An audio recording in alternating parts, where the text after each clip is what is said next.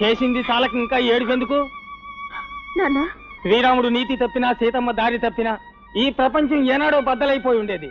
సుమతి విద్యాసాగర్ ఎలాంటి వాళ్ళో తెలియదా నీకు? అలాంటి వాళ్ళకి అక్రమ సంబంధం అంటగట్టి కన్నీళ్లు కార్చే నేను చూస్తే చిచి అసహ్యం వేస్తాను.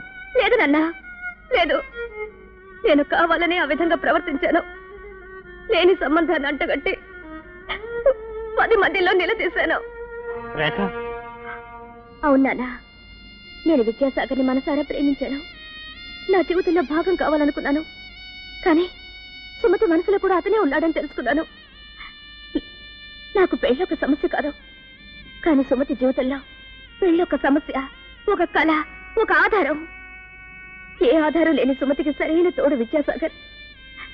ఆయన లాంటి ఆశయాలున్న వ్యక్తి సుమతికి నేడైతే ఆమె జీవితం బాగుపడుతుందనుకున్నాను. అందుకే 10 మందిలో నా మనసును చంపుకొని లేని నిందనం మోపి విద్యాసాగర్ నోటితోనే సుమతిని పెళ్లి చేసుకుంటానని అనిపించాను నాన్న. అమ్మా రేఖ, వయసులో నీకన్నా పెద్దవాడినైనా నీ అంత పెద్ద మనసుతో ఆలోచించలేకపోయానమ్మా. ఇప్పుడు నాకెంతో గర్వంగా ఉందమ్మా, ఎంతో గర్వంగా ఉంది.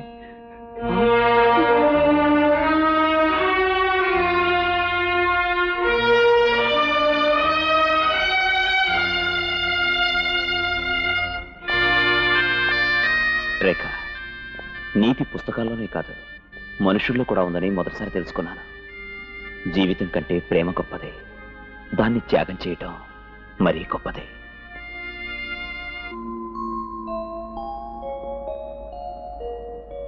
రాయబోయే పరీక్షల్లో ఎన్ని మార్కులు వేయమని దేవుణ్ణి అడిగా అన్నయ్య? దేవుణ్ణి అడిగింది మార్కులు కాదమ్మా.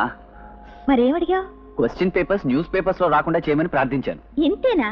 ఇంకా ఉంది. నేను చెయ్యాల్సింది చాలా ఉంది గనక ఈ పరీక్షల్లో గట్టెక్కించమని కోరుకున్నాను. ఏముంది? ఉద్యోగం అంతేగా. అదేం కాదు. మరి నీ పెళ్లి. చూడమ్మా, మనిషి పాస్ కావాల్సింది ఈ పరీక్షలో కాదు, విధి అనే పేరుతో సంఘం పెడుతున్న పరీక్షలో. వస్తాను, నా పరీక్ష టైం అయింది.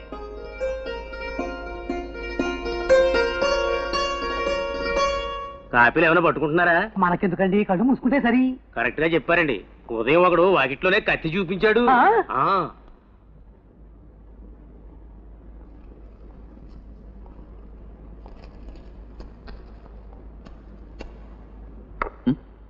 నీ ఆన్సర్ పేపర్ ఇలాగో రాసుకొని ఇస్తాను. ప్లీజ్ నన్ను డిస్టర్బ్ చేయొద్దు.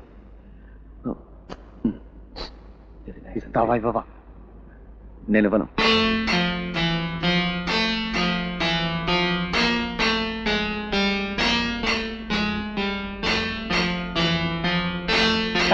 రాంబాబు కాపీ కొడుతున్నాడు సార్.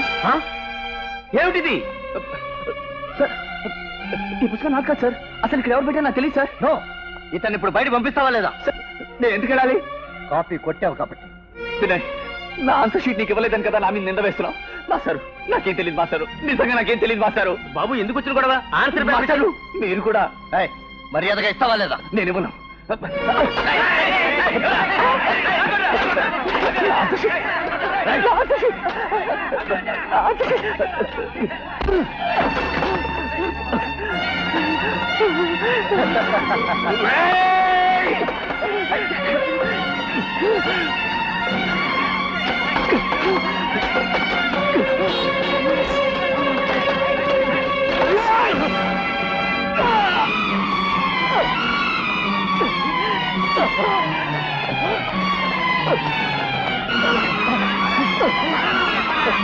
రాంబాబు, రాంబాబు, ఏం జరిగింది?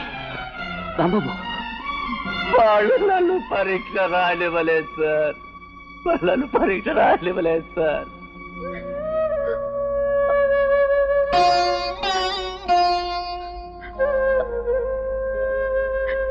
డాక్టర్ గారు, సారీ అమ్మా, ఇప్పుడెప్పుడే ఏం చెప్పలేము. దయచేసి పేషెంట్ డిస్టర్బ్ చేయకండి.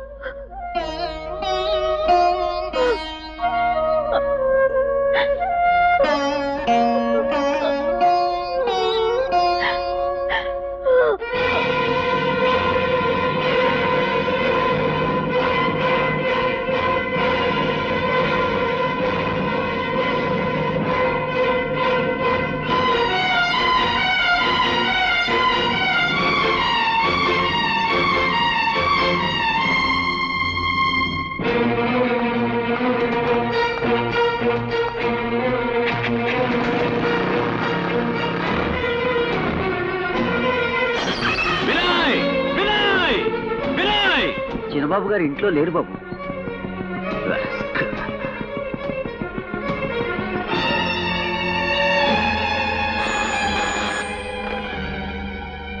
What daddy? Okay daddy.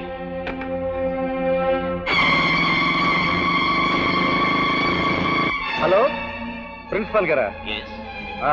నేను వల్లభావన్ మాట్లాడుతున్నాను. వెంటనే కమిటీ మీటింగ్ ఏర్పాటు చేయండి.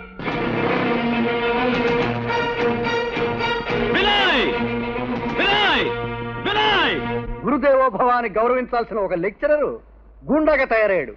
దేవాలయం లాంటి విద్యాలయంలో దౌర్జన్యాన్ని పాఠాలుగా చెప్తున్నాడు.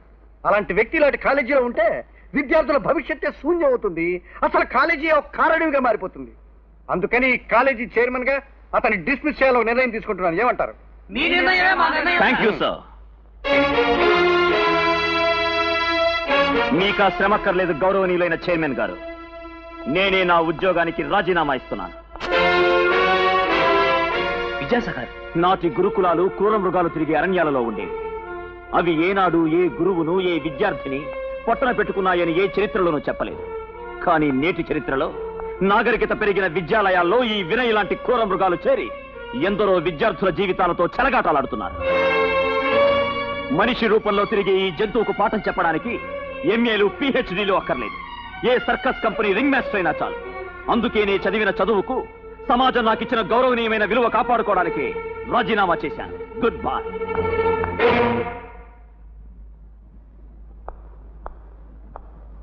ఇన్నాళ్ళు నీ అహంకారానికి సమాధానం చెప్పడానికి ఒక లెక్చరర్ గా నా గౌరవం నా బాధ్యత అడ్డుగా నిలబడేవి. ఇప్పుడు నాకు ఏ అడ్డంకులు లేవు. I'm a free bird.